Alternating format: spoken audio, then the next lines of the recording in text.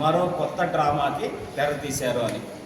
దానికి ఎగ్జాంపుల్గా వైఎస్ఆర్సిపి నాయకుడు జగన్మోహన్ రెడ్డి గారికి అత్యంత సన్నిహితుడు అవుతూ శ్రీధర్ రెడ్డి గారు మొన్న 4 రోజుల క్రితం కరెక్ట్గా ఒక పోస్ట్ పెట్టారు. ఆయన 4 రోజుల్లో రాష్ట్రంలో సంచలనమైన ఇది జరగబోతున్నాయి, ఘాట్ సంఘటనలు జరిగే అవకాశం ఉందని చెప్పేసి పోస్ట్ పెట్టాడు ఆయన 4 రోజుల క్రితం. ఆయన ముఖ్యమంత్రితో ఉన్న ఫోటోలు ఇవన్నీ చూడండి.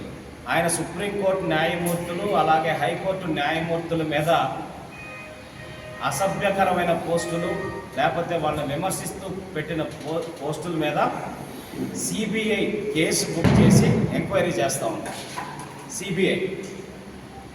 అటువంటి వ్యక్తి 4 రోజుల క్రితం ఒక ఇటువంటి పోస్ట్ పెడితే ఎందుకు పోలీసు అధికారులు అతని మీద చర్యలు తీసుకోలేదు? పోలీసు అధికారులు అతన్ని ఎందుకు పిలిచి విచారణ జరపలేదు? అంటే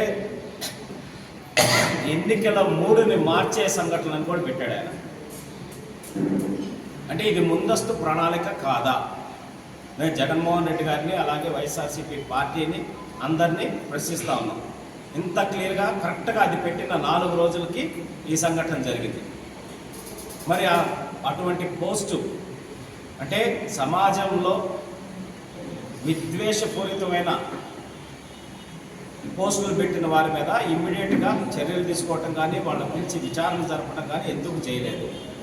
అంటే ఇది ముందస్తు ప్రణాళిక అనే దానికి ఇంతకన్నా ఉదాహరణ ఇంకోట్లేదు. అలాగే కరెక్ట్గా కొన్ని నిమిషాల్లోనే దాడి జరిగిన కొన్ని నిమిషాల్లోనే ప్లకార్డులు పట్టుకొని వచ్చేసారు రోడ్ల మీదకి. ప్లకార్డు అంటే ఏదో చేతితో రాసుకొని వచ్చారు, సరే అప్పటికప్పుడు రాసుకొని వచ్చారేమో అనుకోవచ్చు. కాదు, నీట్గా డిజైన్ చేసి ప్రింటెడ్ మోడ్లో మంచి డిజిటల్ ప్లకార్డ్స్ డిజైనింగ్ అంతా పెట్టేసి ఇచ్చేశారు. ఎవరైనా అన్ఎక్స్పెక్టెడ్ సంఘటన జరిగినప్పుడు ఇలాంటి ప్లకార్డ్స్ ఎవరైనా అరేంజ్ చేయగలరా? నిమిషాల్లో అరేంజ్ చేయగలరా?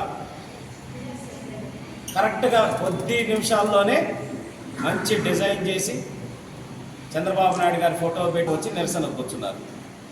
అంటే ఇంతకన్నా ఉదాహరణ ఈ 2 ఉదాహరణలు చాలు.